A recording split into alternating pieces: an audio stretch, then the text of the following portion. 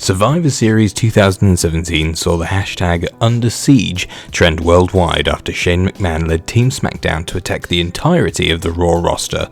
The next day, Kurt Angle led Raw to do the same to the SmackDown roster. Naturally, this caused rife speculation that we would see the same thing this year. Even though we did see the women of SmackDown obliterate the Raw women's roster, we never saw the Raw team attack SmackDown, be it the men or the women. Why didn't Raw retaliate? This is Wrestling Hub, and we'll be looking at the real reason why Raw didn't attack SmackDown before Survivor Series. If we look at the Survivor Series build with objective eyes, we can say it has been a messy one. Majority of the focus of WWE programming was on Crown Jewel, so Survivor Series only had 2 weeks of build. As a result, the entire ordeal has seemed rushed and overbooked. The emphasis is on it being overbooked, as the build of the show started with WWE promoting an entirely different card than the card we have now.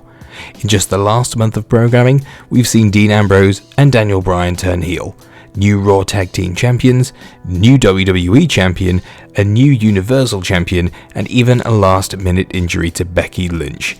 That last one is probably the one that holds the most precedent as to why Raw never attacked SmackDown. As WWE head into the go-home edition of SmackDown, their card was in a flux, so they had to improvise the show and book it in a manner where the swerves had to take centre stage. Lynch's quick reversion to a babyface after her heel turn and Daniel Bryan's WWE Championship victory were meant to take the headlines. Considering how those were two moments that are far more powerful than a tried and tested brand invasion angle, WWE probably did a smart thing by letting Lynch and Bryan have the limelight. Along with that, you could say that a brand invasion angle would be too predictable, and WWE may just be trying to build a little unpredictability.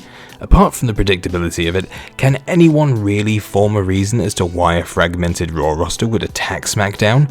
Raw's men's elimination team is broken and fragmented, so it wouldn't make sense for them to suddenly be friends and attack SmackDown.